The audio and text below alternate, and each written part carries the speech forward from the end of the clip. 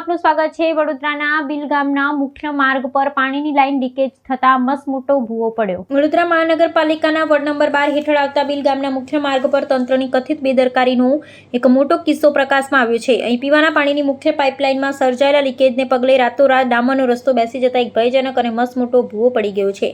આ ઘટનાને કારણે આ વ્યસ્ત માર્ગ પરથી પસાર થતા સેંકડો વાહન ચાલકો અને રાહદારી માટે અકસ્માતનું ગંભીર જોખમ ઊભું થયું છે અને દૈનિક પરિવહન વ્યવસ્થા ખોરવાઈ ગઈ છે। સામાન્ય જળસ્ત્રાવમાં જ રસ્તો ગરકાવ થઈ જવાની આ ઘટનાએ પાલિકા દ્વારા કરવામાં આવતી માર્ગ નિર્માણની કામગીરીની ગુણવત્તા સામે અનેક સવાલો ઊભા કર્યા છે। રસ્તાની મધ્યમાં જ પડેલા આ વિશાળ ખાડાને કારણે રાત્રિના સમયે કોઈ મોટી જાનહાનિ થવાની શક્યતા નકારી શકાય તેમ નથી।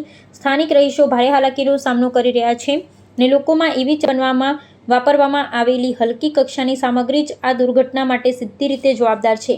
આ ગંભીર મુદ્દે વિપક્ષે શાસક પક્ષ અને વહીવટી તંત્ર પર આકરા પ્રહારો કર્યા છે।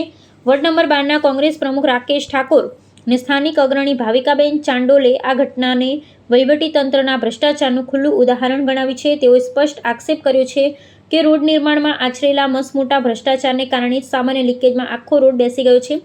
વિપક્ષ અને સ્થાનિકોએ સત્વરે આ માર્ગનું યોગ્ય સમારકામ કરી જવાબદાર કોન્ટ્રાક્ટર અને અધિકારીઓ સામે કડક પગલાં લેવાની ઉગ્ર માંગ ઉઠાવી છે। આજે અમે આવ્યા છે બિલ ગામના મેઇન રોડ પર જે બિલ વાયલી ફાટક થી ચાપડ જતો રોડ છે। મેઇન રોડ પર મોટો ભૂવો પડી ગયો, મસમોટો ભૂવો।